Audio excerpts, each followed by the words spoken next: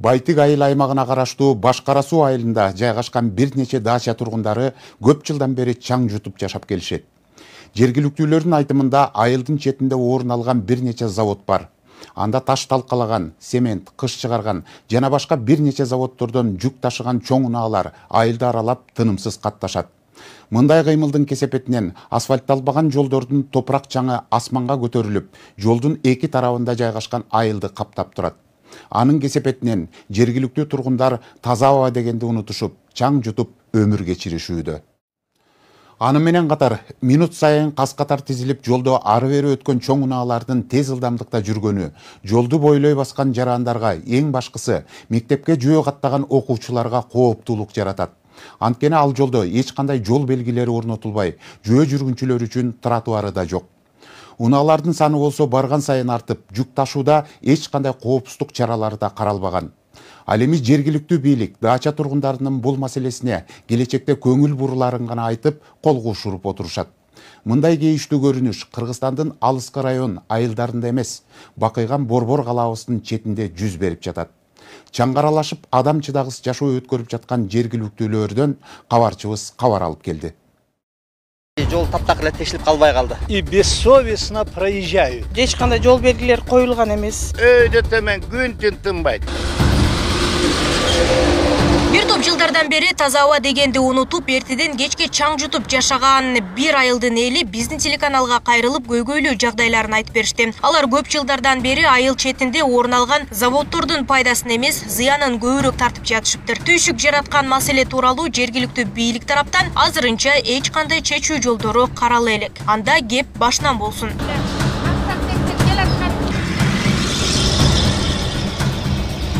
Жол бойлой кас-катар өткөн унаалардын артынан көтөрүлгөн чаң абага жайылып, мындагы айылды каптап жатат. Байтык айыл өкмөтүнө караштуу Башкара суу айылынын жанында жайгашкан бир нече дача тургундары бул унаа кыймылынан нааразы. Жергиликтүүлөрдүн айтымында жүк ташуучу чоң унаалар катуу ылдамдыкта мүнөт сайын жолдон ары бери тынымсыз катташат. Мындай кыймыл тургундарга кооптуулук жаратууда. Бизде завод, фабрикалар, кирпич чыгарган, таш майдалаган заводдор аябай көп санда болуп, анан тынымсыз иштеп атышат. Мына ошол себептен дагы бул унаалардын саны өтө көбөйдү. Анан дагы топурак алып өтөт бул жерден, таш, кум алып өтөт. Ошондуктан жылдан жылга бул унаалардын саны өтө көбөйүүдө. Булар өтө жогорку ылдамдыкта айдашат. Анан жол белгилери жоктугуна байланыштуу жарышып айдашат аябай. Балдарыбызды мектепке жибергенден коркобуз. Жолдон өткөргөндө обязательно бир чоң киши өткөрүш керек. Мектепке барыш үчүн 40 мүнөт, 50 мүнөт жөө басышат. Ошол заводко чукул жерлердеги адамдардын социалдык маселесине кичине кайрылышпайт. Жок дегенде суу бурут этип, суу чыгарып берүү колунан кетпейби? Же болбосо ушу көп болсо бир 30 километр жер.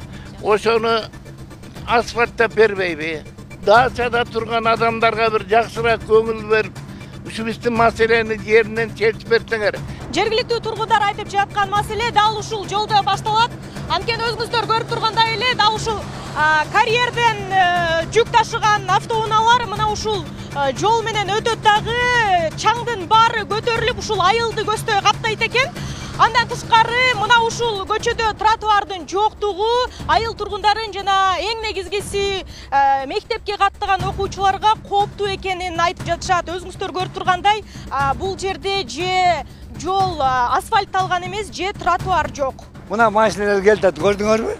Азыр эми азыр чаңды карап тургула. Моюнда невозможно да чындап келгенде. Жарым саатта 75 момда чоң машина өтөт. Другой раз я заметил, вот эти ховы, особенно пустые, не полные, не груженные, они на перегонки выходят друг с другом именно на этом участке. Кто кого обгонит? Ну, я думаю, вот обращение наших жителей и просьба, даже не жалоба, а просьба. Катталган суучулар сүзүп кеткендер болгон, травма алгандар болгон, больницага жатып чыккандар болгон. Ошондой суучулар көп, бирок баары бир качан бирөө өлүп калмайынча карабайбы, же билбейм. Таптакыр эле тоонун арасындагыдай жол таптакыр эле тешилип калбай калды. Анан кийин дагы маселе берде транспорт жагы абдан слабый. илгеркидей эле 10 жыл мурдун келсем кандай болсо, так ошондой эле эч кандай жылыш жок.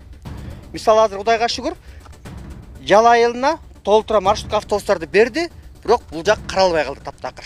Өзүңүздөр көрүп тургандай эле Байтик айылына караштуу дал ушул аймакта тоо борлорун бойлой бир эмес бир канча заводдор жайгашкан. Анда таштарды талкалаган, цемент чыгарган жана кирпич чыгарган заводдор бар экени айтылып жатат. Дал ошол заводдордон жүктөрдү алып өткөн чоң жүк ташуучу унаалар айыл элин түшкө салып жатат.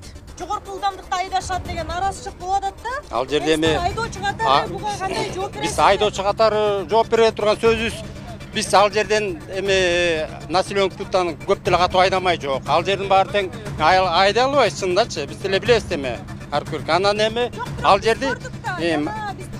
жердин баары тең асфальттын жарымы жок. Башты тешилип бүткөн асфальт ал жерде чаң эле калган. Эми аны бияктан фирмаларбы же кайсы бирөөлөр суу чесеп бир эме кылбаса аны биздин эмебиз жок да, биз шаарга алып барыш керек заказдарды. Бияк өйдө турат да, бийик жерде жайгашкан. Ылдыйды көрсө биз жүк менен акырын айдайбыз өзүбүз. Бөлөк жол жок болот, жол болсо ошондойнан эле барат элек. Мерде мына соон деле тарсаңар, жай өтүп баратканда эле чаңдап атпай. Аяктан баарыбыз эле жай өтөбүз, аңгыл-дөңгүлдө өтө албайбыз да. Жал элине деле обал, анан ак ордодо андан да көп эл көп болот атпайбы, шаар ичине. Селый шаардын почти бир жерден бир 70-80% ушактан алат да. Мияк жок, стройка жоктан да. Жергиликтүүлөр көтөрүп жаткан маселе боюнча Байтик айыл өкмөтүнө да кайрылып көрдүк. Алар мында кооптуу жагдай чындыгында бар экенин моюндашат. Деген менен буга чейин көзгө илинбеген бул маселени эми гана планга киргизилип жатканын маалымдап жатышат. Ошого байланыштуу биз айыл өкмөт тарабынан буга чейин да тиешелүү тармактарга бир канча жолу кайрылганбыз. Анын ичинде ошо транспорт министрлиги менен дагы азыркы учурда иштер жүрүп атат. Ошол жердеги жолду жасап берүү боюнча, тиешелүү белгилерди орнотуу боюнча балким ушул жыл менен да бул иштер чечилип калышы мүмкүн. Анан негизги маселе жараткан ал жерде карьерлер боюнча. Бул жагынан да биз жергиликтүү элге дагы ыңгайлуу боло тургандай кошумча баягы ишкерлерди өз ишин уланткыдай буюрса шарттар түзүү боюнча колдон келишинче аракеттер кылып атабыз. Ал жерде жашап жаткан тургундардын дагы негизги маселеси бул статус алуу. Тактап айтканда населенный пункт айыл катары же бир кайсы бир айылга каттоо боюнча иштер буюрса жүрүп атат. Аны менен катар айыл өкмөт менен завод жетекчилеринин ортосунда келишимдер бар. Анда жергиликтүүлөрдүн маалыматында чаң баскан жолдорго күн сайын суу чачып, жада калса жолду оңдоп берүү жана башка маселелер каралган дешет. Деген менен алардын бири да аткарылбаганы айтылды. Кайдыгер калып жаткан айылдын маселесинде жеке кызыкчылыктар бар экени да белгиленет. Ал эми бул жагдайда жоопкерчилик президенттин Чүй облусундагы ыйгарым укуктуу өкүлүндө дейт адистер. Эми чоң машиналар менен жүк ташып атса, ары бери өткөндө чаң болуп атса, үчү жабылбаса, жолду да чатага кетет, элдин да чатага кетет. Бул тартип керек да. Контракт түзүп иштеп аткан организациялар аягылар өз алыш керек. Контракт мурдагы айткан убадалардын баарын аткарыш керек. Толук аткарбаса, бу жерде вплоть до Чүй облусунун губернатору Канат Жумагазиев деген жигит бар. Ал өзүнүн дачасын, тыюуларын жакшыраак кылам деп эле элдикин карабай койгон керек, элдикин караш керек. Жумагазиевдин дагы ошол жерде айтылган жерлерде мындай көз салбагандыгы байкалып турат. Жумагазиев ошол жердеги Минтранстын жанагы 3 предприятиелердин карьерден ташалган, алардын келишимдерин карап чыгып, обязательстволор, милдеттемелерин айтып чыгып туруп, айтканарды бүт аткаргыла деш керек. Эгер аткарбаса, анда штрафный санкциялар кетет. Белгилесек, Байтик айыл өкмөтүнө караштуу Башкара суу айылындагы бир нече дачада 100гө чукул түтүн бар. Аталган жайдын эч кандай статусу жок болгондугуна байланыштуу документ иштеринде да бир топ кыйынчылыктар бар дешет тургундар. Нурзада Сыдыкова, Майрамбек Абдибылал уулу, Күндемир жыйынтык программасы үчүн.